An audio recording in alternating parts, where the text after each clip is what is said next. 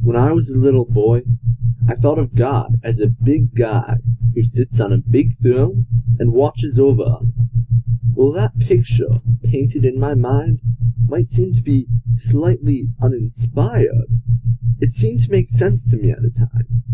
Even the simple but significant fact that I can't remember a time before I knew God, that alone is a testament to my family's faith.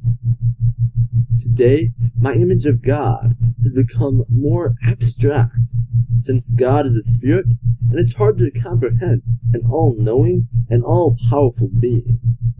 But that is not to say that I simply lost interest in God. Actually, the opposite is true. When my parents got a divorce, it didn't seem to affect my relationship with God. I feel the two things are totally unrelated. Changing my attitude about God because of the divorce didn't make any sense to me at all. After all, God gave us free will, and in essence, what that means is the ability to make mistakes. So why would I blame God for what my parents had chosen? However, I did see my parents, who are both Christians, act in very unloving ways during the divorce. This was especially apparent with the way money was handled.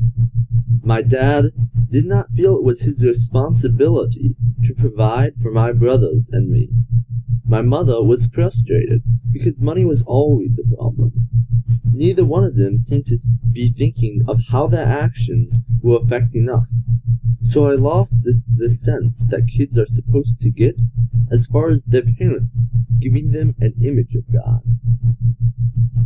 Many qualities and characteristics come to mind as I think of God. First, He is a loving being who has created a wonderful world for us to live in and sustains our lives. God is total justice and shows that sometimes in anger. God's mercy is amazing and hard to understand because it is both literally and figuratively out of this world. God has always been the one I turn to when I'm scared or don't want to do something. I constantly turn to God in prayer, knowing that He will help me if it is His will. When good things happen to me out of the blue, I thank God for them.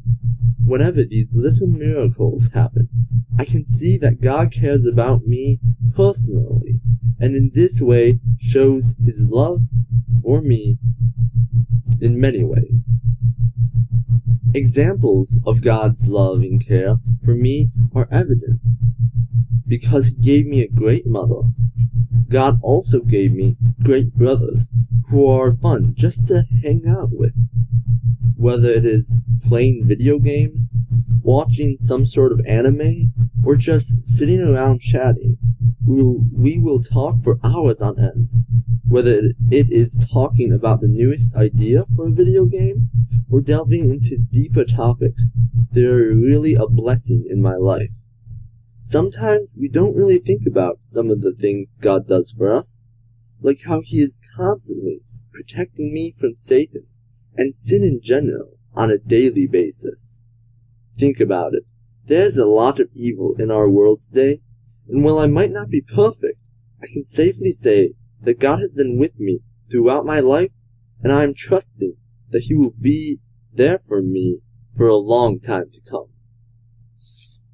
I don't think it's God's fault that people enter into relationships which are unhealthy and eventually end in divorce. God is always present, yet He gives us free will to act on what we think we should do. He always wants to be a part of our lives. He is always loving us. God always is watching and guarding us. And this is especially nice to know when we are hurting the most.